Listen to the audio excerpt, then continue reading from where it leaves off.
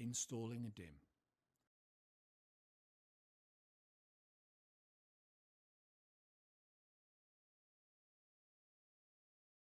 Make sure that the DIMM ejector tabs on the connector are in the open position, and then insert the DIMM squarely into the slot.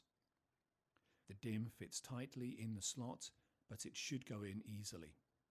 If not, realign the DIMM with the slot and reinsert it. Close and secure the controller cover.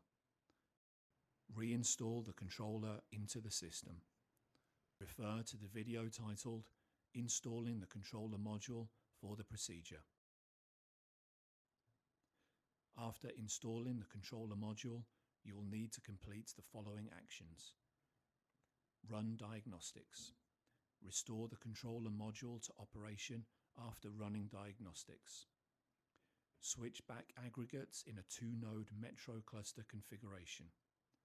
Refer to the education course for the procedure.